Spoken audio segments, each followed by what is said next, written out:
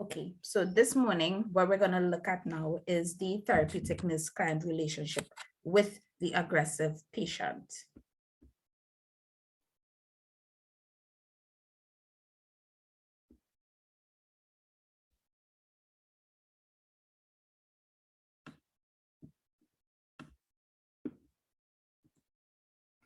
Okay, so the patient who is aggressive, I'm going to read a little bit, I'll apologize in advance.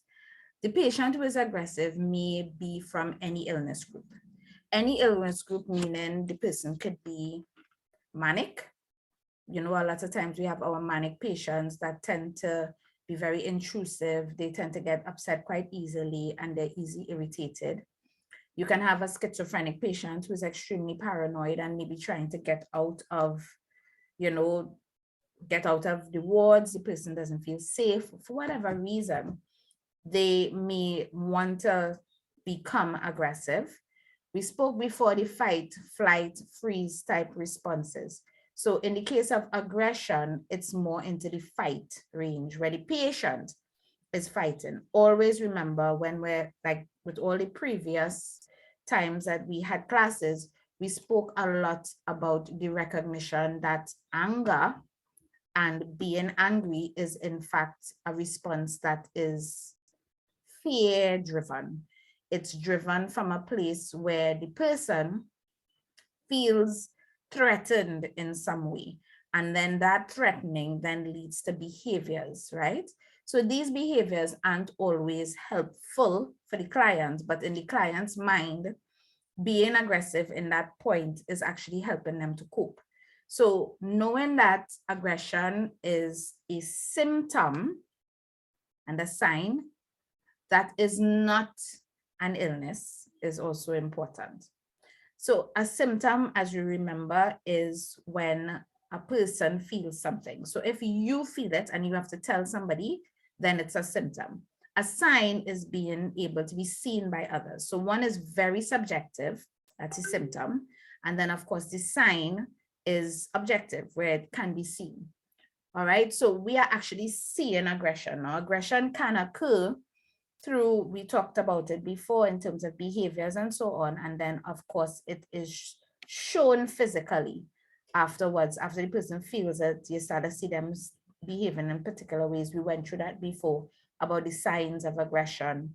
And then of course, aggression then leads to violence. So the management of aggression has to be approached with the same goal, because we're actually dealing with the symptom of aggression and not necessarily the illness symptom. All right. So the goals are the same as when you're doing your care plans. You would realize you use the same goals for aggression, whether the patient is, you know, bipolar, manic, or even schizophrenic, or having a psychotic episode, any of those things. All right. So the goal is always safety. It's safety of the client, it's safety of the staff, and it's safety of others in the area. And as we saw with the videos that are posted in the research in your resource link, it's all about not attacking the patient back. It's about getting away. It's not about escalating the patient's behaviors. When we spoke before about certain things that staff do that can actually cause a situation to get worse. Now, you also want to be careful of other clients, because you don't want one patient's behavior to start affecting the others. They aren't aware, but we are aware, and we have to remain aware. Of course, you don't want yourself or your colleagues being hurt, and you don't want property damage. Why we don't want property damage? Because property costs money. And when they damage property, it affects everybody who have to use a particular area or use any particular, you know, devices or even furniture, all right? So property damage, while undesirable, is not as important as life, but managing the environment can reduce harm and remove potential weapons. So immovable chairs, all these sort of things are better in psychiatric areas than chairs that can move. So if you notice, we have a lot of heavy furniture. And the reason why it's heavy is because the patient can just pick it up and throw it. All right. So we want as much as possible to remove, and, you know, we'll go into that in a little bit, how to make an environment safer. So admission to a psychiatric institution falls in line with the removal of rights for that patient, and the patient is likely to feel threatened and angry. So a lot of times on admissions, we have patients that are very aggressive and can become very violent. The natural human response of anybody to imprisonment, especially when the client lacks insight, is to lash out. So if I was to come right now and take any one of you and put you all in a space and lock you all up, you're not going to be happy. You want to fight, man. You will really want to, get out of that. And it's the same for the patients. A lot of times they don't even have the insight that something is wrong. They just feel as though somebody just take me and lock me up, and here I am in a strange place. And that in itself causes them to lash out. So you, the nurse, should remember this when you're interacting with a client. Don't take things personally. Look at the client, put yourself, I wouldn't say put yourself in their shoes, but have that empathy, that sense that this person could be going through this or that. And emotions on admissions are always very high. All sorts of emotions we get from clients and even relatives when they come for admission. And even during hospitalization, we can have moments where, the emotions go up, but on admission, it's at its almost highest, because at that point, the patient has no medication in them. The family may be worried and maybe getting in the way of you being able to do what you need to do, as well as you have a lot of other factors that may be happening with the client that you haven't yet gotten under control. So because of that, admissions and any patient who's coming as admission should be treated as a priority in terms of observation and in terms of interventions. All right. So we have to manage them very carefully. Now, if somebody has a history of aggression, even more so if we know the client and we know this client has fight, we know we have issues and stories with somebody, then yes, even more so, we would be very careful when we're actually admitting. So in the mind of a client, these are the kind of things that's happening in their head. They may be confused, worried. They could feel despair, very upset that they're there, frustration, angry, threatened, disgusted at themselves, at family. They're feeling abused or neglected. They may have come from a situation where their family may not be taking care of them, or they would have gone through a period of neglect or abuse. If they're traumatized, now admission, like I said before, itself is traumatizing. But these are the things that could be in a patient's mind. They may have unmet needs, fear, and defensiveness. Believe it or not, you see I put it in red and I put it big and bold. I want you to remember this. You are not in the mind of the violent client. Why I say you are not? They see you. They may be seeing you as a representation of this place that imprisoned them. They may be seeing you as a representation of staff, of a nurse, of hardly ever, if at all, unless they know you prior admission and you all had something or whatever the case may be, it's very, very rare, if at all, that a client has you particularly, you in mind. They don't. They are just reacting. So if you get that in your head, it takes away that feeling of this client is attacking me per se, as much as this client is unwell and my role here is to help. If you could shift that mindset from taking things personally, you would find that aggressive situations are not as hard, are not as difficult to approach than they were previously. Try it. From the time you stop seeing the patient as attacking you per se, you, Terentia, you, Jay, you, Bev, take it out your mind. Once you could take that out your mind, I guarantee you, you would no longer be afraid. You would be afraid in the sense that you don't know what they're going to do. And there's a level of uncertainty as to what's going to happen next, because the client is in a place where they're just reacting. However, that sense of, let's say somebody's cursing or they're saying really nasty things at you, they're trying to come to you or they're in your face, you take it personally, right? Try not to take it personally, because most of the times it's not on you. It's a whole lot of things happening at the same time. Be aware of that. All right. So this is the roles of the nurse before, during, after medication to start making changes with your client. Now, a lot of, you see, I put that on purpose because a lot of times nurses just go for the medication. They go for medication and restraints immediately. It doesn't always have to be that way. Remember the previous class when we went through how to, diffuse aggression, things that staff do, or you may be doing, or family members may be doing, to actually encourage our clients to become more and more aggressive to the point of violence. All right. Now, it's all about assessment, because if you come in and there's nothing to do but give medication and restrain, then of course. If your client is already being violent, then of course, you wouldn't have much space for de-escalation or anything like that. However, you are going to be using those techniques almost simultaneously, talking to your client, even though they're in the middle of everything that's going on, reassuring them, your voice, your attitude, everything about you has to show, I understand, I'm trying to help. This is what's happening, but here I am. So you there, more than anything, you are the caregiver, right? And if you are the caregiver, then your role is all about giving care, even in this difficult situation. If you are the patient's advocate, it means that, somebody else lashing on the patient is not going to happen in your space. Getting the patient the help that they need is going to be priority on your mind.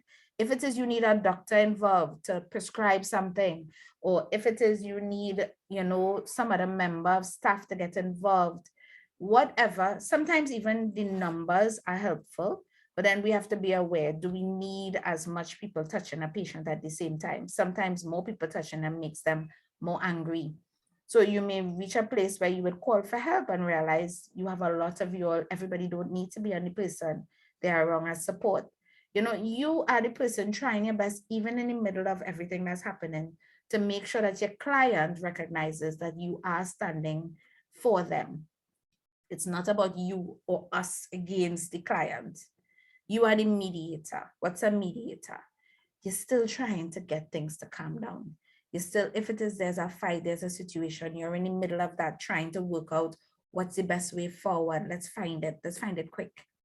You are the counselor. When things start calming down, you're going to sit with the client, talk to me, what's happening. Or sometimes even before it starts to get violent, while it's during, the stage where the person is angry, using your counseling in the sense of not telling people what to do. That's not counseling. Instead, allowing your client to talk, allowing your client to reach that place where you can guide, and show them, okay, this is really what's happening with you. You are the coordinator. So you're the one saying, I need this, I need that. You're looking at the situation and assessing, what do you need? Do you need more staff? Do you need medication? Do you need somebody to stay with the client? What do you need? Do you need things to restrain them safely? What do you need? And you're the person trying to get that organized and get that done. You're the leader. If you're the person that's taking charge of a difficult situation and you've assumed that leadership role, then yeah, you're actually telling other people what to do. And being a leader in certain situations, you can be democratic. Sometimes you've got to be autocratic and actually tell people, this is what I want, this. But you have to be able to also assess that. So we're back again with the mindfulness. We're back again with that sense of knowing, not just acting, not just reacting, but using the knowledge that you have to act in a safe way. You're the role model. Everybody watching you, You thinking nobody taking you on, they are watching you. So other members of staff, everybody's looking to see how Avril behave in this situation. Avril is remain calm, or as a leader, she just tell everybody what to do and she's make sure everybody's safe. And in doing that, you give them something to look up to. You give them something to follow. I'm sure you've seen it on wards where your head nurse or your nurse in charge isn't a role model, what happens? That's a question. What happens? I want you to give me some idea of what happens when you have good role models and when you have not good role models on wards. What happens? When you have a good role model, the other nurses are more likely to follow suit. But sometimes when the head nurse says things and doesn't do it, the nurses will be like, why I must do this? The head nurse just sit down and don't do anything. Da, da, da. Yeah, that is correct. Anybody else?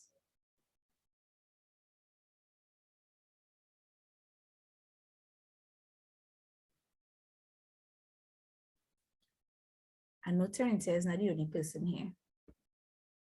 I'm gonna call names. Somebody else jump in. What happens on a ward when you have good role models or when you have bad role models? What have you seen happen as a student observing? Beside Terencia. Thank you, Terencia, so much. And she was on point and ready, you know. Are you guys even there? Should I ask for videos on again? Yes, Miss, we hear. Miss, we hear, miss. If you have good role models in the world, then all the other nurses will follow suit. And if you have bad role models, then anything could basically happen on the world. Is there any particular situation that you could talk about that you could say a nurse was a good role model and everything went smoothly?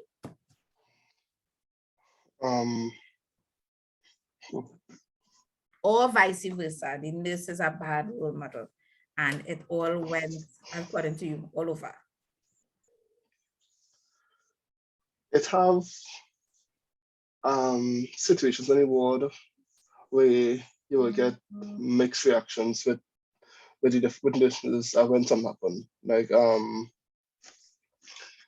in CTU, one of the patients slapped the nurse, and the nurse was cool about it. She talked to him, and well, she took him to the exclusion and was talking to the patient, although it was an autistic patient, but she was calm about it. And it had just one other nurse who was just like, you know, that would happen because you know how he does move, and she was just negative about it. But for the most part, the handled it well. Besides that, just one nurse was just negative. Okay. Have you ever been on a ward where, let's say, there was an altercation? Right. When that altercation occurred, can you see the head nurse or the nurse in charge, or any nurse for that matter, as a role model positively? And if you could say what happened. Yeah. Like a week ago, we had a aggressive patient who was aggressive because of hallucinations. The nurse was calming down, but trying to calm down the patient and explaining the situation where he would have to get his IM and to just calm down, and all the other nurses were just there supporting, and everything was like just cool and controlled. So that was really cool. You ever saw a situation where that didn't happen? When this was a role model? It was more of a restrained situation where this has actually happened to me when I announced that rotation. I had to restrain a patient, but it was just like the patient was aggressive and just had to restrain the patient in seclusion. And that was just it. So all the other situations was pretty good situations. That's interesting. You're saying that is one of your first times because Yeah. you're a nursing student. Yeah, that was on Ward 5 like 2 years ago. Wow. Yeah. Okay, so all of this to say, as a role model, we take all these roles, we hear them. I know you all have classes and we talk about them, but the actual application of it, when it does happen, it's a powerful thing where you are actually able to control difficult situations and not have things escalate, because escalation is dangerous. When a patient reaches the violence, somebody could get hurt, somebody could die, right? The situation then changes. So when we look at, for instance, I know you all do care planning, right? We're going to go into care planning a little bit also. But what I want you all to remember is in care planning, you all would put risk for aggression. And if it's a high risk for aggression, even though it's a risk, it shouldn't be number 3, We have to move it up to number 1. Because once somebody is very high risk of aggression, or high risk of violence, even more so, then it means that this person can be somebody who can hurt others or hurt themselves, right? And that changes that priority in terms of risk. So because something is a risk doesn't mean that it needs to be number 3 in terms of your care planning. A risk could be number 1, a risk could be number 2, a risk could be number 3, but it depends on the client. It depends on the situation. It depends. We talked about risk before in previous classes. It depends. All right. The next part of it is, Miss, is that because the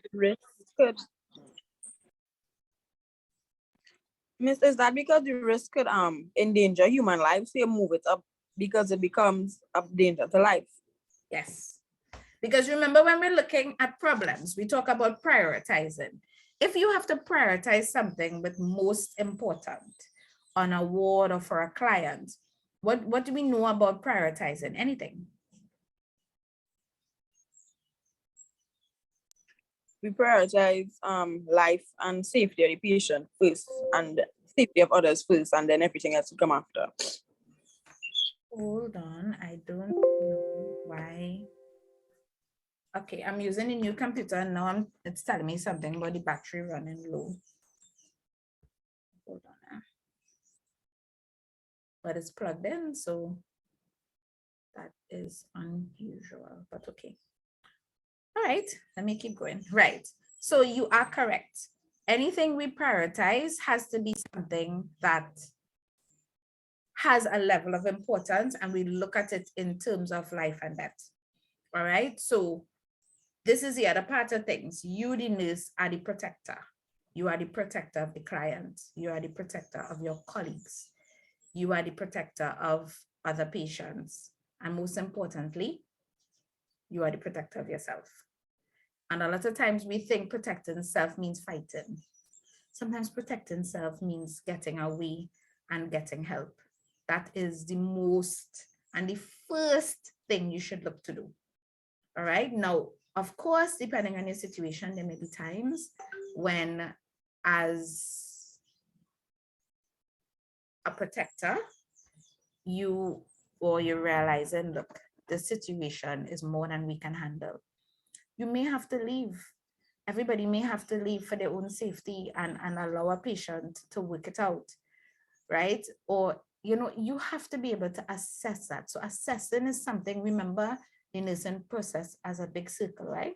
You're always assessing. You're always looking to see, okay, what's the situation here? How can we deal with this in the safest way possible? So the nurse-client relationship is patient-centered all the time. You hear us say patient-centered. A lot of times, we think patient-centered, but we act staff-centered. We act nursing-centered, right? We don't act patient-centered, or we plan staff-centered, but we don't plan patient-centered. So if we look at a lot of words that we all use, a lot of the words that we use, how you all write in your notes, I could tell whether you are patient-centered or if you are staff-centered. It's not about following the masses. And I want you all to not be nurses like that as much as possible. Be nurses that are able to think clearly and be able to know exactly what you're doing.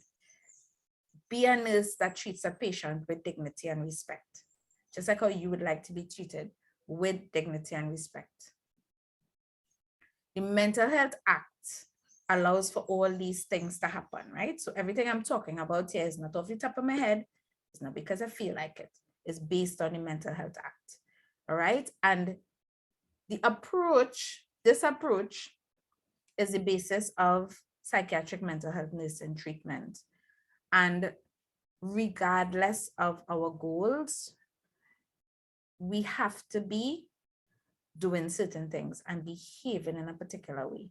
So dignity and respect for patients, validation of a client. Client validation is also very much part of getting somebody to feel heard.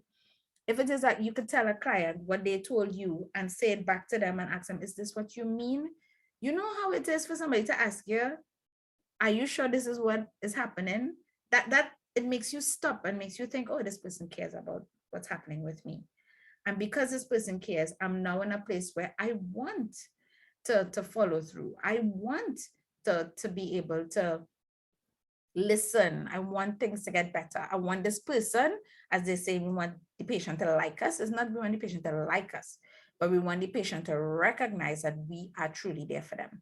Validation does that. All right. You're talking about the patients and their family and having their participation in whatever goal that you would have for your client.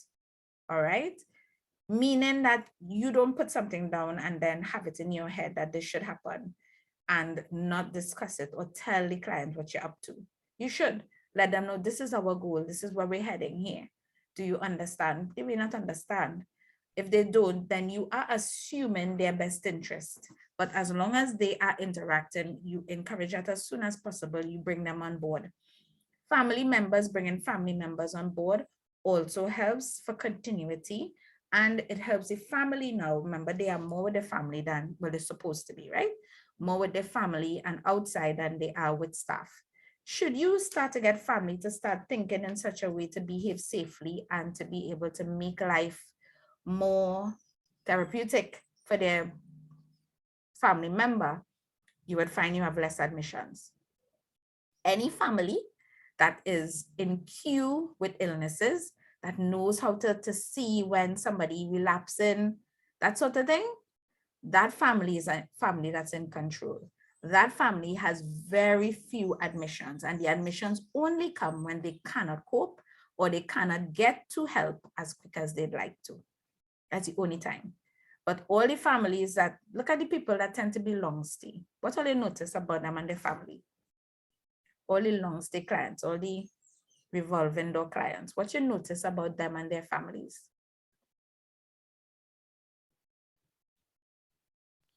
Usually in the beginning of their admission, family will come to visit them, and then after a certain period of time, they will just stop coming. Or if it's a patient who getting like social assistance, they will only come to get the form signed and then leave, and they're not even bringing anything for the patient with the money. Yeah, that's true. Why do you think that is? I mean, sometimes people get tired because the patient probably relapsing and they're starting to lose hope, and then some people just greedy. So we're talking about relapsing and relapsing. What causes relapses? Stress and triggers. So if somebody is only relapsing and relapsing, what does that tell you? They're in a stressful, triggering situation. They're in a triggering situation, and whatever it is you're giving them to cope isn't sufficient. So they're in a triggering situation and they're not being, the medical management of it is not enough to keep up with whatever situation that they are in. If they're home, who triggering them?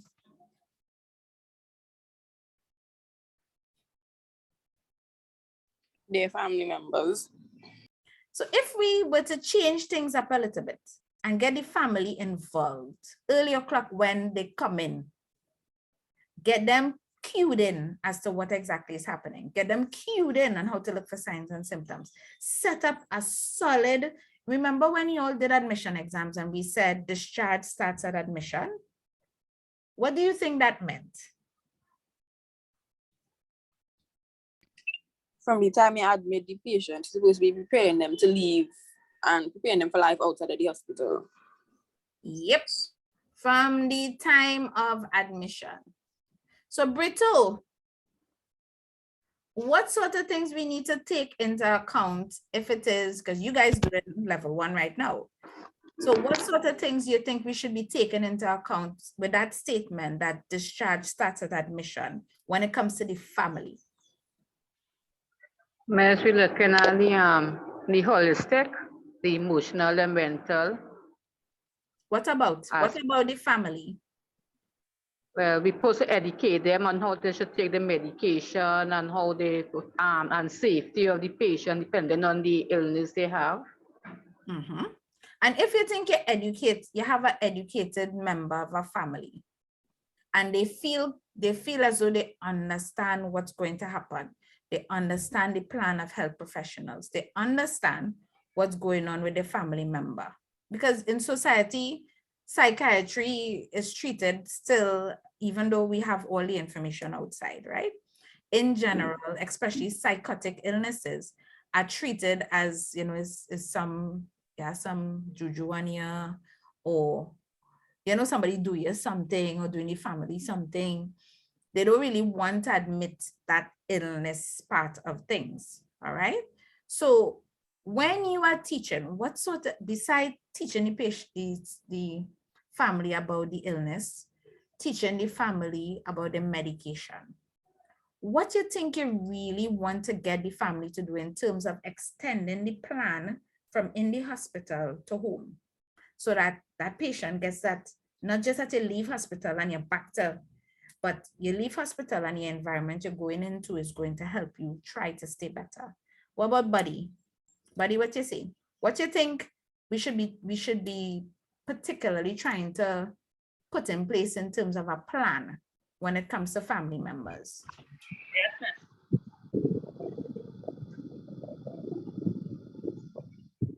Hello?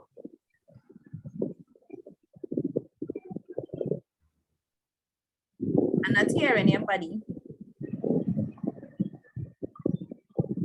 You're talking or you're not talking?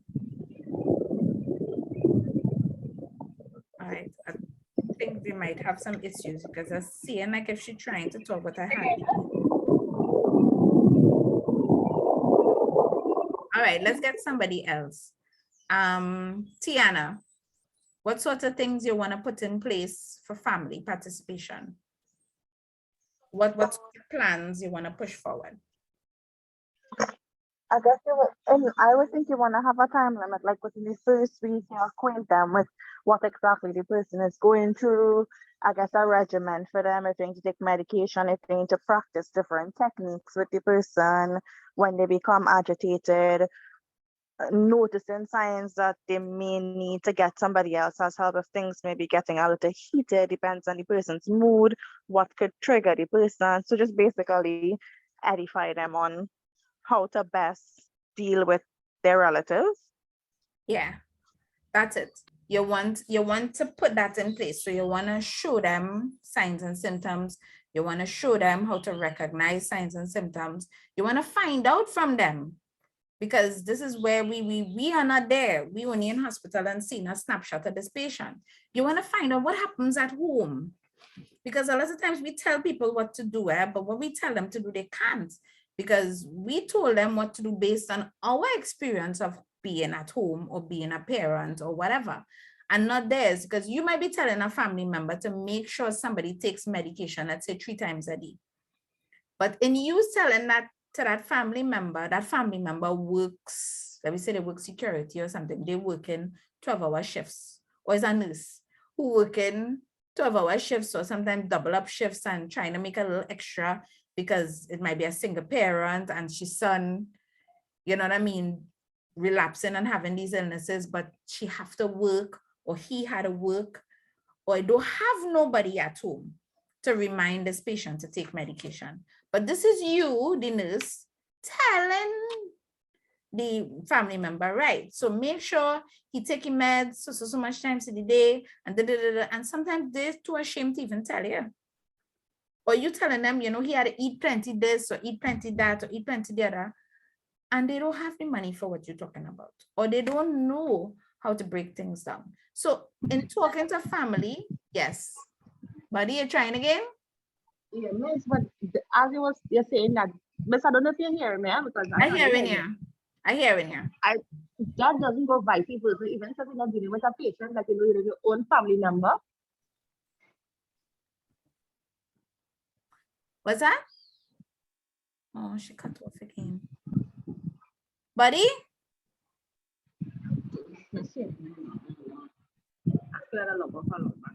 Yeah, she coming on and off. It sounds like you have something good to say. Try again. If not, you could probably type. Anybody else want to give some feedback there? What you all think of that? Because a lot of times we run straight for teaching and we don't assess. We don't double check. We don't check to see what is the situation and then use that situation to then give ideas on what could be done, right? Or even help the person recognize where they may have assistance where they didn't think they did before. They may not be utilizing other family members. They may not be utilizing the neighbor who always home and always know what's going on.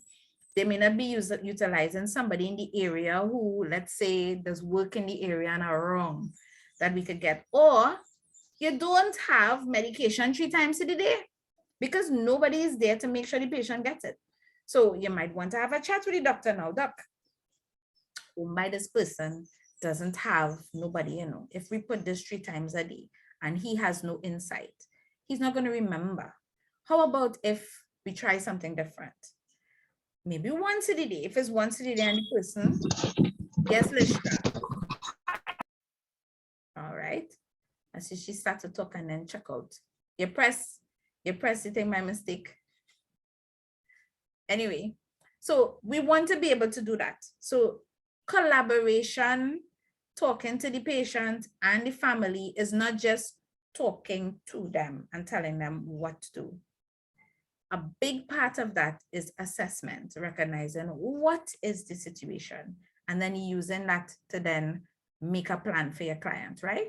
So we have collaboration in policy and program development. This is in this, right? So if you notice, we could do with a quiet room here, a room that we could put the patient in when they start to get irritable, we could talk to them. Now I wonder how we could do that. And I think I could be able to be part of that. I think certain wards should have a quiet room and you go to your head nurse, or if you're the head nurse, you go to your head nurse meeting and you put it out there. How about if we change this in terms of what's available by us? How about we change this policy, which doesn't make any sense? This, like one of the things I find make no sense is mopping once a day. On wards that you have patients that are infirmed and incontinent and that sort of thing. That don't make no sense to me. So I might say, I want a policy. I need a policy that says that if we need a mopper, we can make a phone call. It mightn't be every day, twice a day, but if I need somebody and notice the place starting to get dirty, I could call regardless of shift. It should have something like that. Just like home where you have a mop and thing. So just saying, that's just off the top of my head, by the way. Yeah? But the idea is, as a nurse, you should recognize that your role is quite big and it could help a lot, because should you be able to be in a place where you can change policy and develop programs, you would then be in a place where you can have an environment that's more in line with being therapeutic, more in the sense of being like a milieu, that sort of environment that would feed into your patients and your staff will feel comfortable working. All right. So each nurse has her own distinct personality. We talked about that before. I said her here, I'm sorry, Jay. His or her own personality. And he or she could use these things to form positive bonds with clients. And in the nurse-client relationship is where you use self in a therapeutic way with all the knowledge that you have. All right. The nurse is accountable and must be aware. Awareness again, and the nurse isn't judgmental. You don't make judgments, you ask first, you make assessments, and then from those assessments, then you make diagnoses and plans and so on. Clinical competence is very important. So being trained in managing aggressive clients is important. St. Anne's does have a training platform for this, the PMVA, which is what I've been sharing with you guys, bits and pieces. I did it. Previous classes were allowed to do it. At those times we had face-to-face. I would then allow the PMVA team to take the class on board and join them to the next class that they had. So I can still have a chat with people and all those things that you were seeing in the videos, as well as even maybe more, and a chance to ask people face to face about safe ways to practice is available, and it's available through the hospital, that same PMVA course, right? Now, normal mental illness, health illness continuum, normal versus abnormal with regards to violence. The nurse needs to assess motives to anger and to see beyond those, her fears, his fears, beyond perceptions of mental illness or mental health, beyond cultural factors, beyond religious factors. All right. Now, all of these things would have been, we talked about before, so I'm not going to go again into that.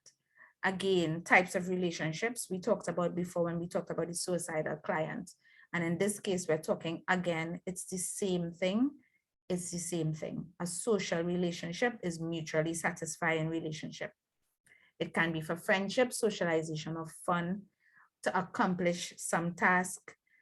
Those are social relationships. And in a social relationship, the nurse would not be under any obligation to quell any anger, to fix any situation, to do anything. However, with that being said, being a nurse, you also have a level of responsibility when you get registered. All now you're kind of okay, kind of loosely, but the rules of conduct, have you all ever seen the conduct rules for Nursing and Midwives Council for Trinidad and Tobago?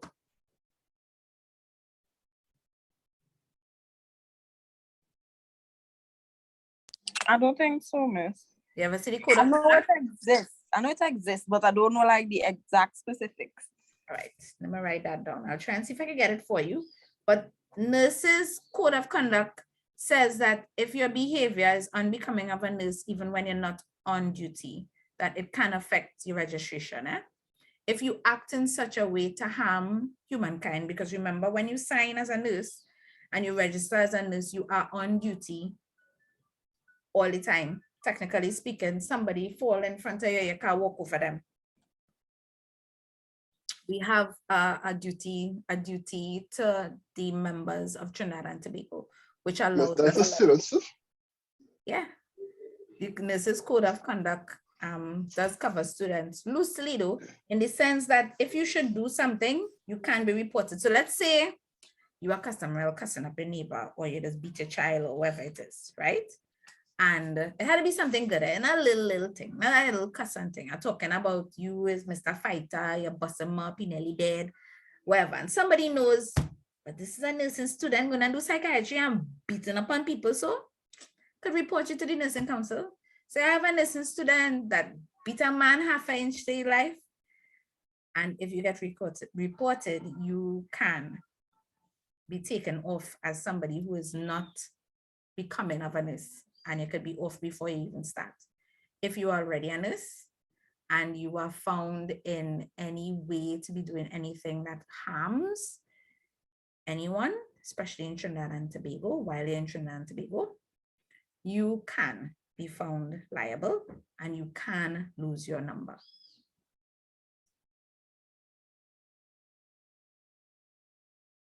So the next statement I'm going to say is you can fight in a social situation, in a social relationship, but within limits. If your fight is that of abuse, or if your fight is that of extreme violence, and the police pick up with you or anything like that, like everybody else, you can be charged. And if you are charged, you can be removed from the register of being a registered nurse or even a student. So you have that added bit that you could lose in addition to, jail. Yeah. Okay, so in a social relationship, you could fight, you could have a little scuffle with whoever you have your situation. However, you could take things personally in a social relationship, your partner or somebody you love tell you, you're stupid, your head big or whatever. You could take it personally in a social relationship. However, in a therapeutic relationship, there's none of that. In a therapeutic relationship, it's patient-centered, and the satisfaction is centered towards the client receiving or achieving their goals, not you achieving or receiving your goals. There's a need to be establishing clear boundaries. So we talk about boundary setting. The feelings of the client is important, and problem solving and quickly introducing coping mechanisms is necessary. The roles are not reversed at any time, as the nurse needs to calmly take control. Any client that the roles are reversed for people, they will not respect you, especially if they're angry. They treat you like a friend. And remember, when they're angry, they need to see the institution. They don't need to see their friend. So don't ever try to become any patient's friend. I'm not saying don't be nice to them. I'm not saying don't interact with them. I'm not saying any of that. But I'm saying to you, be very careful. Don't develop friend and social type relationships with any client, because it takes away your ability to be therapeutic. They stop seeing you as the nurse who has their best interests at heart, and they start seeing you as a friend. So when you approach them in a way that you are correcting a behavior or attempting to show them something that's wrong, they react and they take it personally because you are their friend.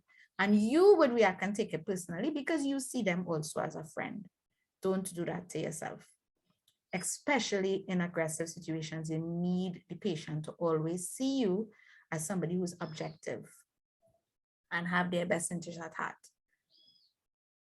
Connections are specific and focused, and the relationship is a process that shows progress from starting to end.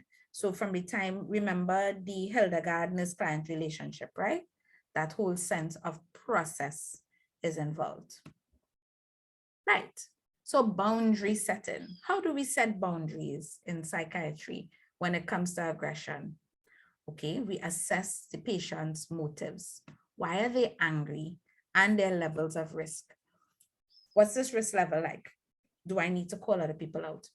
You establish boundaries on acceptable and non-acceptable behavior. You tell them, tell the client, your behavior is unacceptable. Your behavior is not for this. This is not institution. This is not a place for you to behave like this. Let's find another way for you to express yourself. What's happening? You use fear and enforceable limits. Don't bluff. Hey, if you come from there, I'll kill you, you know. You feel it's me and you. Don't do that. Don't bluff it. Help me. Don't bluff it. Nobody. Don't bluff it. People. When you're outside, your family members, your children and all, don't bluff. Because everybody knows what's a bluff. If it is like a lot of times, you know, people tell their children, you know, it's me and you, I'll kill you if, or I'll hang you from the ceiling upside down. Can you really? Think about it. What a bluff does. Everybody here was a child at some point, and your parent must be threatened to do something you know them can't do. It's songing bad, it's songing, you know, but you know they can't do it.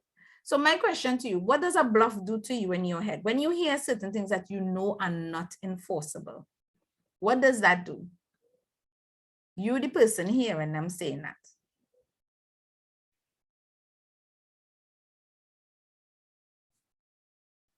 Let's try a talk.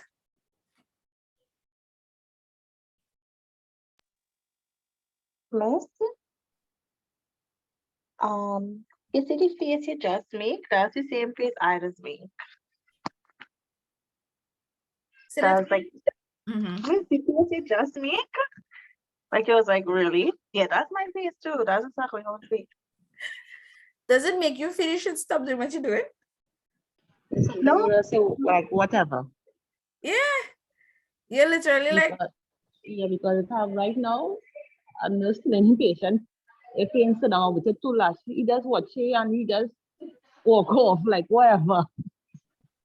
who you Their calling? words lose power. It's come like empty threats. Like, I don't have to listen to you because I know you're not gonna do that anyway.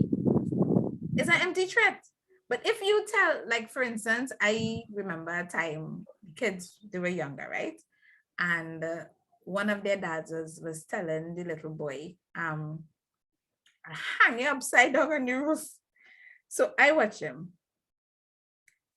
And the child watch him. At first, you get the whole, you'll hang, but and then came you see in the face go from, to,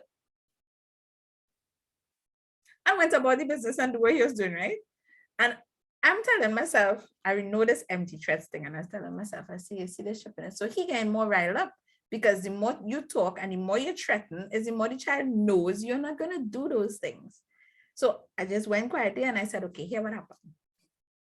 If you continue doing this, you see that chair across there, I'm going to put it to sit in there, and you are not going to do anything for 15 minutes. Or then the behavior stop immediately, right? Because guess what? I know that could happen. That is actually work. It is work. What? Well, it depends on the child. When you have a very busy child that like to act and like to think, yeah, it does work. Or if you tell them, you see the computer, ooh, I love that computer. I love giving my kids hobbies. And I've told people that over the years and they laugh at me. I said, I encourage hobbies. You know why I encourage hobbies? They make excellent discipline spots. I have choices. So you like to swim? Also gives them mental have responsibility. Yeah, and you like to swim? You love swimming. I carry you swimming. Of course, I carry you swimming. I encouraging you, baby, swim. Enjoy yourself. You had fun. And when we coming back from swimming, I scream and oh, you're in your glee. But hear what? You do something wrong now. And all I have to say is we're not going to go swimming this week. If it is, you continue with that behavior. It stops. What? She threatening swimming, Jen? I love how I let my children. I used to buy games. People say, oh, don't let it. They would buy it anyway. They would do it anyway. They'll go by the neighbor. Best to do it home in front by me. I'll buy my first son used to love video games. Love. So what I used to do, I used to buy video games. I used to buy the educational video games. So my deal was you could play the gamey games that make no sense to me, only if you do the maths game. And you have to show me you finish the maths game or do the English game, right? Because it had the little Doras and all them other kind of thing over the years. They had different types, right? He used to be into Divo. He wasn't a Dora fella, right? And yeah, I would buy the games. And when I'm buying a naughty, well, I would say naughty. When I'm buying one of those thing games, I'd also buy an educational game with it. And the deal was you have, if you want another one, you have to finish both. So you find when you have these bonds, so in other words, I can have fun, but this is my limit. If it is, I'm doing this and my behavior isn't right, this will get taken away. Remember operant conditioning, behavior modification, that's what boundary setting is based on. Boundary setting is based on I'm setting the behavior that I expect. And should it not occur, this happens or that happens. Are you all understanding what I'm saying?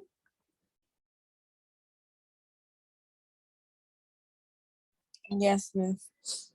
So on the ward, so with that in mind, I gave an example about home. So on the ward, how can we set, let's say, a boundary that's realistic on the ward? Give me one realistic boundary you could set on the ward. And I'm not talking about I go put you in the seclusion room. Eh? That's not a boundary. That's a threat. If the patient misbehaving, you could tell them, well, if you continue acting like this, you wouldn't get to take part in snack time or you wouldn't get to take part in the group activity because you're not being in a way that is safe to you or your fellow patients. Yes. We could use stuff like group activity. We could use stuff like taking a walk. We could use stuff like responsibilities. We can use stuff like snacks. We could use, we don't threaten people food, right? Because that's illegal. So don't tell them they go get breakfast or they go get lunch. Though that's back into the bluffing. That is unfair, unenforceable limits, right? And it actually cuts into their treatment. So you can't threaten per se something like food, right? Because it's necessary. But other than that, yeah, you're not gonna get to be part. We're gonna have a session later, and once your behavior is acceptable, you're gonna be part of it. Or you would end up staying on your bed space. I could confine you to your bed space where you're not allowed to move around the ward, right? If it is your behavior continues that way. Or the seclusion room could be used in a different way where you can say to the patient, if it is that you are unable to remain calm out here, then I would put you in a space where You are not going to be bombarded with extras, and you would end up in the seclusion room, not as a form of punishment, but being in the seclusion room as a form of management of that aggression and decreasing external stimuli, not as punishment. You ain't do what I tell you to do, so I put you in the room. No, right?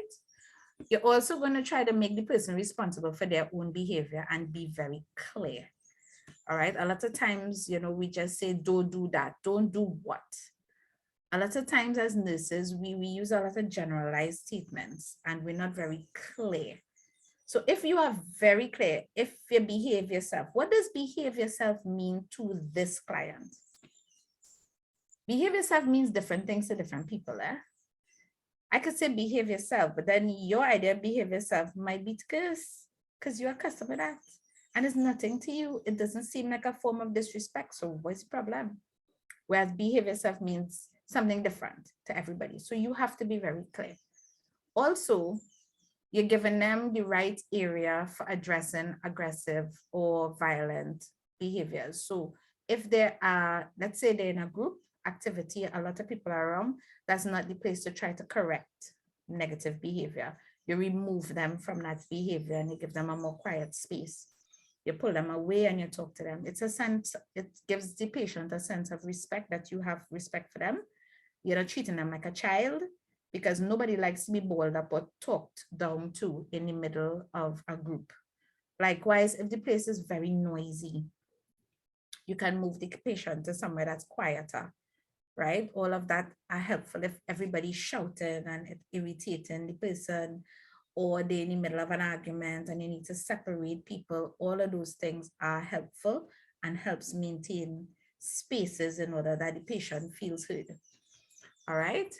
You get to have the behavior contract to clearly state consequences to behaviors. Now we do behavior contracts in extreme circumstances where the patient, especially bipolar patients who are aware, because doing a behavior contract for a schizophrenic or a patient going through psychosis who has no insight, they may not agree with what you're saying. You can tell them what your intentions are, they may not remember. You can do it, but behavior contracts tend to work better with bipolar patients or patients who are aware. Some of our drug abusers and so on, they are aware. When they come out of that state of psychosis right after drug use.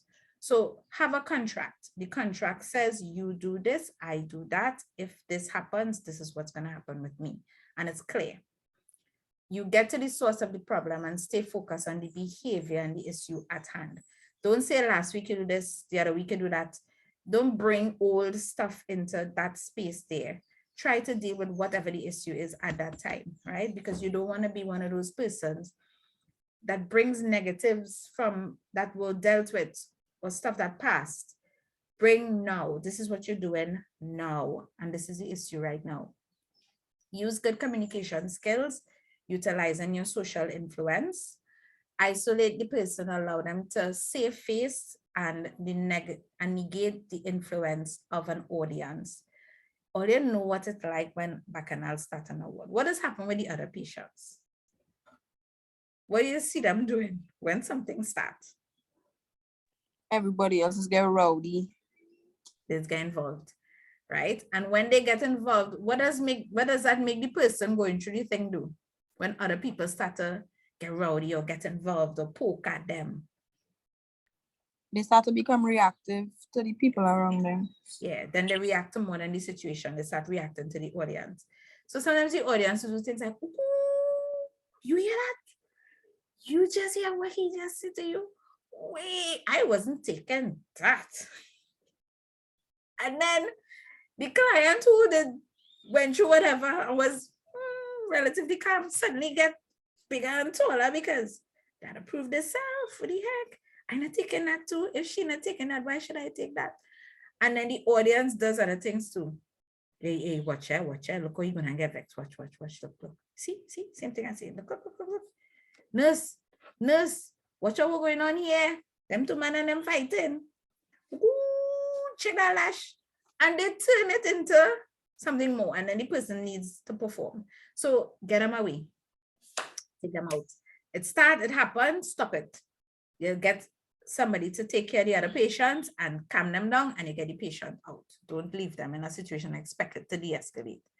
Respect personal space. This encourages the client not to feel threatened. A lot of times we want to talk to them, but if we go too close to them, I don't know if anybody ever tried talking to you and they come up to you and they come too close, you instantly get a feeling like, what's going on? It's instinctual without even being mentally ill. All right. I don't know. Well, I have a guy here. So Jay, anybody come too close to you, up in your space, what does do? On wards or in general? Anywhere. Is that comfortable? Nah, no mess. No. If it happened on the wards. In the wards, I will be passive and step back, Right. and try and talk to the patient. Yeah, because obviously something is wrong. Nobody comes into other people's personal space. What happens if that happens on the outside? Oh, on the outside, I have presence. I am a really tall guy. I could use.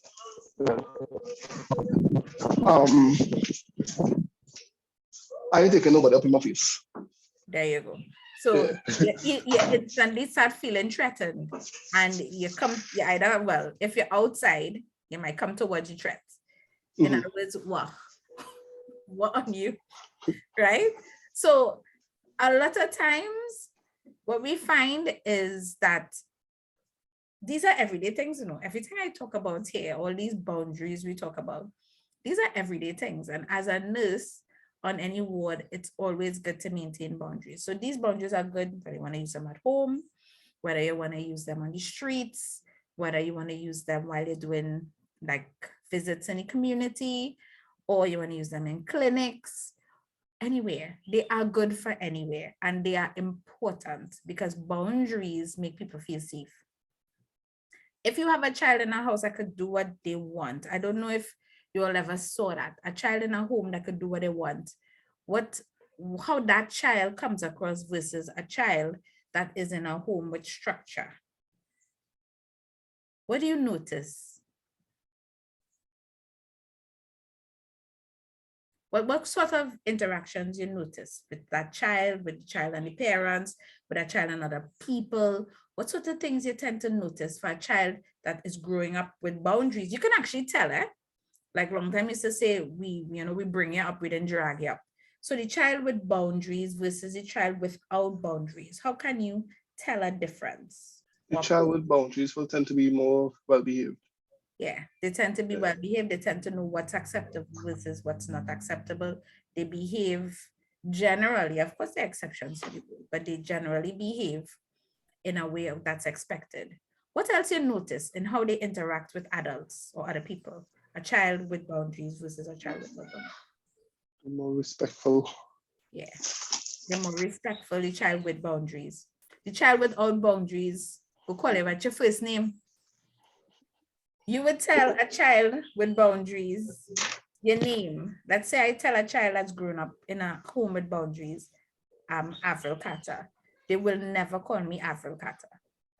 They would quicker say Miss Carter, Miss Avril, Auntie, any of the above. They're not calling you Avril. A child without boundaries, Avril. In fact, they're shortening the name if you could. But they call it Shorty. They're in business. They're very different. They don't have, in terms of danger, I notice children without boundaries. What do you notice? I don't want to say it. I want you guys to be thinking and a little interaction so you wouldn't fall asleep. So Terencia, what do you notice in terms of behaviors in dangerous situations for children with boundaries? The thing about it is sometimes with children with boundaries, how to put it? I feel like children with too much boundaries is break away in situations where they don't know because they're accustomed to somebody else making the decision for them. So when you put them in kind of high pressure situations, it's be kind of hard for them. The children know how to fend for themselves. Well, they usually know how to make decisions, maybe good or maybe bad, but they usually know how to make decisions on their own. The children with the boundaries mightn't be so good in the moment. That's one way of looking at it. I go say the other way. I find them children without boundaries, them misbehaved children have no kind of fear. They have no fear. None Yeah. at all. They don't have a sense of being afraid. They just rushing.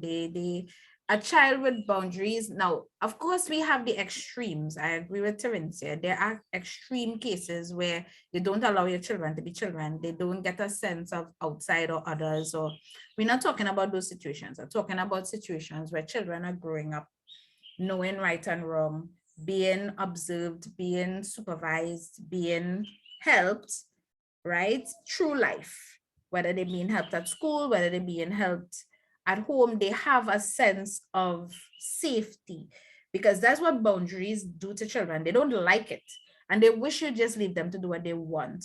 But what you find is there is no sense of safety, and children without boundaries tend to face unsafe situations more than children without boundaries. Children with boundaries tend to have a sense of, I'm not gonna do that. That doesn't feel safe. Or they would, in a situation, they would look for somebody in authority to give them the help. Children without boundaries, they don't know what it's like to access help. They don't know what it's like to exist and behave within parameters. So they are more likely to get hurt. They are more likely to put themselves in a, as you rightfully say, yes, they're more likely to face situations because they have less sense of fear.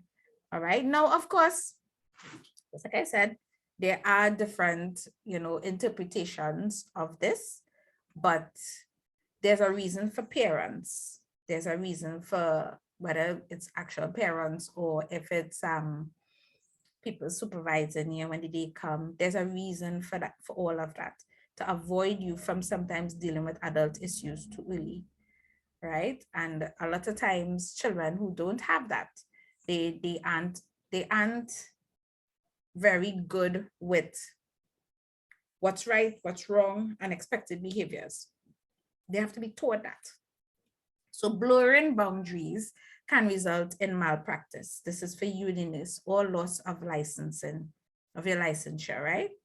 And this switching roles, making a therapeutic relationship social or a social relationship therapeutic, is a sign of blurring boundaries.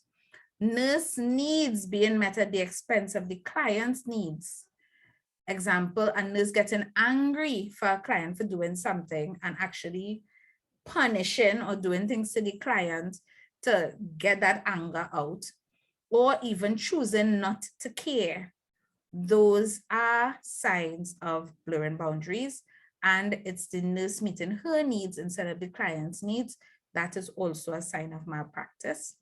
A nurse becomes overly involved, where you meet a client and they tell you, oh, my nurse, if it wasn't for you, I wouldn't be able to this, that, or the other. And then you input yourself in this patient's life to the point that it isn't no longer therapeutic. You are over involved. You're taking on too much of the responsibilities of the hurts, the pains, the angers. It's not safe for you. It's not safe for the client anymore, right? And you can be struck off your register for doing things like that. Okay. So delivery strategies or statements of limit setting, positive approach and statements, the positive consequences for complying versus we do have the negatives, but in really, like for instance, in the group, I try it, right? Instead of saying to you, I will not give you stipend if you don't give me your hours. I say to you, when you give your hours, it helps me to be able to get you to receive your stipend. The unspoken part is, if you don't give me your hours, you shouldn't be getting stipend.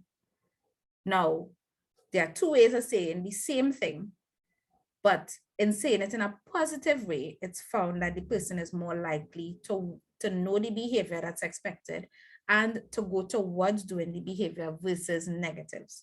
So it's something you can start practicing even for yourself and your children. Give them the positive in the sense that if you do this, this is what's going to happen. When you do this, this allows me to do that, right? Positive choices and options. You're providing choices and options. What that does also is give the person a sense of you not just telling them what to do, that you're allowing them a chance to decide. Sometimes the options or the choices are really close, but it still gives the person a chance. So in other words, like I remember my son likes to watch his thing on his TV or whatever. And he also likes when I read. So I could say, okay, if it is that you want me to read for you, you have to stop watching television at 8 o'clock. So that from 8, half 8 to 9, we can get ready for bed and I'd read for you. Now, if you go beyond 8 o'clock, I'm going to stop you from television at 8:30. You get half an hour extra to watch your TV, but I will not read you. I wouldn't read. And I stick to that. So if he wants me to read, he knows he has to put the TV off early and he has to come.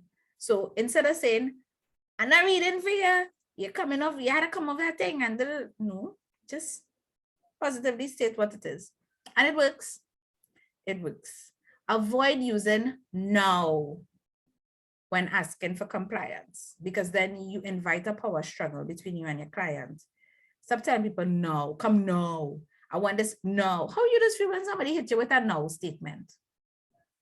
Normal you without a mental illness. How you just feel when somebody tell you, your mother or whoever, you're in the middle of something, you're doing your little studies, or even if you're talking on the phone and they find they should come off, they want you to come and take out the garbage, no. Or I want you to come and do whatever, no. What does no do? When you hear that word no, especially when it comes from another adult? It's irritating and it takes away your sense of control. Like, I will do it in my time, it will get done. Do you know what now that a lot of times now does make you delay more, you know? You know, you could have get up and do it. You would have get up and do it. But the fact that the person say come, no, is all of a sudden you're thinking, well, I will take my time. So now you really could have do it right away, you know? But the fact that the person hit you with that no, now you want to show them, I could do it on my own time. I will take my time. So now you're moving slowly. I just see it with the kids too. No, there's doing the same thing. They move slowly. And you see them come, and then an hour later, and it's turning into something. Why? Because you went and said no. Should you have simply said what you wanted, asked for what you wanted, and said to me the urgency of why you wanted to do whatever, the garbage could come in the next half an hour. Is it, you could go outside and carry it for me, please? Full stop. Not, give no one go and carry that thing outside for me. Two different statements meaning the same thing, right? So avoid the power struggle. To take away now from your dictionary when it comes to patients. Use I statements and messages to convey your concern for the person's well-being. So what it does, it lets, you see, a lot of times we really try so hard to seem so strong and bad and we in charge. But the fact remains that if we explain things, we are very much more likely to get compliance, long-term compliance, as opposed to the person do it and they lock you off, you know, than if it is we just tell people what to do. So if we say, I am feeling as though, you know, you are targeting me right now, or I don't like when you say these things to me, it makes me feel, you know, insulted, or whatever the case may be, and you encourage the client to do the same, it helps limits be more clearer, right? So these are counter transference reactions. Do not do. Boredom. If it is you're bored and you're showing that you're bored, you're inattentive or showing lack of interest, that's not a good thing for a client to see, right? Rescue. You're going to save them. Use the best savior in the whole world and you come into, no, don't do it. Over-involvement, we talked about that before. Over-identification. Whatever the patient going through sounds a lot like what you going through. So you take on all your feelings with their feelings, and you know exactly how they just feel like, because the same thing that's be happening to you. Try to avoid that, because what it does, especially if you say it, what it does, it makes the client feel as though you are trying to minimize how they feel, and you're turning that situation to be about you and not necessarily that you're focusing on them. Even if you understand what they're going through, you can say that, I understand what you're going through. It has happened already to a lot of people. But if you're going to go into this has happened to me and talk about your experience in the middle of the client experience, it doesn't allow them to feel heard. Then it turns to be about you. Misuse honesty. Don't lie to the people, please. Or tell them, you know what? I like to be brutally honest, eh? You know, some of us are like that. And you're really using brutally honest to hurt their feelings or to upset them. This happens a lot at home, eh? A lot of things we talk about here. You know, it happens a lot of times when we ourselves are upset, where we tell somebody, you know what? I can tell you, you know, I know what is be saying about you, but you're saying it to them, not necessarily to help them to grow or anything, but you're saying it to them to get back at them, right? Also anger. Try not to bring anger into any therapeutic relationship. Helplessness or hopelessness, meaning that whatever the client going through seems so big even to you, and you tell them that, oh my goodness, I wouldn't know what I was doing. If I was you, I would not know what to do now. You actually encouraging negative thoughts and negative behaviors by saying that. So if you, the nurse, don't know what to do, if it is happening to you and you say that, it can make a client then feel as though, you know, hopeless, and that's not a good thing. Right. So in assessment, we're looking at, does this person have a history of violence? Is this patient delusional, meaning that they don't have a sense of their reality? Are they hyperactive? Are they impulsive? They just act. Predisposed to irritability? Are they scared or feeling threatened? All those things raises a risk level. Risk of violence levels. Does the client have a wish or intent to harm someone or themselves? Does this patient have a plan to harm somebody else?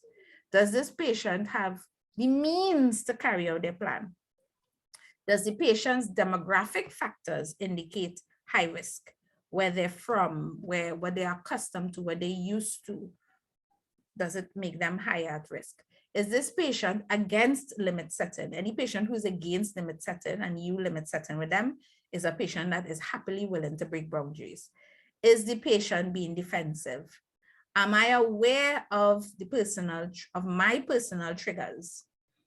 Right? And if the patient is triggering you, you need to remove yourself from the situation until you are under control.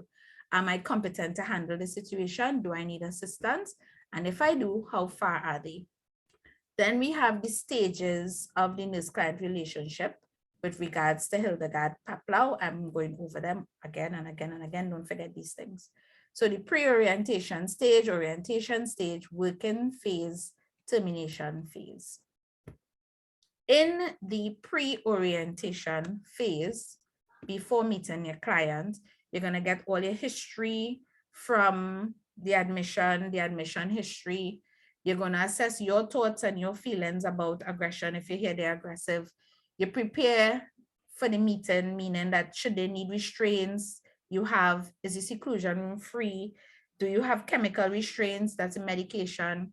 And in the admission process, limited interaction. We don't interact a lot with a violent patient or aggressive patient. You de-escalate as best as you can, but on admission, I would suggest, of course, with assessment, that you have limited interaction. Don't get up in their faces to sit down with your long sheet trying to fill that. Forget that. Ensure you have adequate staff. If you don't have enough staff, you request for your staff. And if the client is aggressive, prepare responses and make a plan. When the patient comes, you're going to be in that space where you're developing trust. So the admission process is a big part of setting the orientation phase in motion. It includes the interview. Therapeutic rapport is established, and good interviewing is key. Like I said before, with the patient, you're not going to have a lot of interaction during that phase. So therefore, your interview is not going to be long. It's going to be very specific, very brief. and you're going to do orientation as quick as possible. You're going to introduce them to your nurses, your ward, your clients, but it's not going to be a whole long walkthrough if the patient is violent or aggressive. Your patient problems are articulated. You let them know what your goals are, those short-term goals. When a patient is admitted, you should have a 24-hour care plan, meaning that when that person settles enough to then go back to that care plan and make one for a longer time period. The 24-hour care plan can have just the signs and symptoms that they're coming in with. You may not, I don't expect all the time to actually get a really good assessment and so on in terms of the patient and their feelings on admission. All right, so you're going to establish quick rules of interaction in terms of this is a ward and quick expected, not expected behaviors. That is happening real quick, by the way. Yeah? And of course, you let them know confidentiality is the key in the wards. And of course, you let them know that all of this is geared towards getting them to a place where they can exist on the outside. All right, so that you already start with your discharge planning. These are problem statements attached to aggression and violence, disturbed thought processes, impaired social interaction, risk for other directed violence, non-compliance, ineffective coping, lack of insight, ineffective coping twice, and risk for injury. So these are really good short-term stuff that we would do. You all can go through them after. It will be helpful when you're doing your care plans. During the working phase, establish a relationship. Now, with the working phase, this class deals with the very beginning, right? So we are more looking at the emergency side of things. However, we don't have a lot going on in the working phase. A lot of these things I'm talking about here is very quick in the sense that you're managing things quickly, but you can take your time and go through all these things. We talked about them before. You know, developing trust, problem solving, identifying triggers, praise all efforts, and of course, evaluation of the care plans. And as the client becomes calmer and calmer, they will be able to trust you more and maybe able to get more done. And then in termination, summarizing your goals and objectives and so on, praising the client.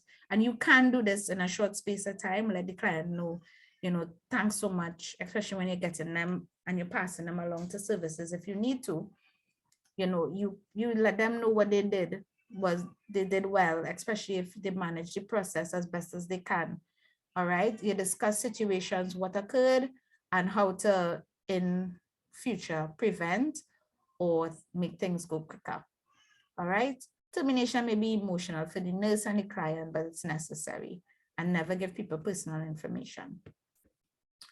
How to terminate with an angry client. Calmly but politely interrupt the conversation. Tell the person the conversation is over. Leave or ask the person to leave. If the person won't leave, have a backup plan already in place or inform whoever is in charge. If you're in the community or outside, you call the police. If you threaten to call the police, be prepared to call them. Don't threaten nobody at empty premises, and document everything as to the client's file or whatever paperwork you're using on the outside if you're outside. And remember, you are not the target.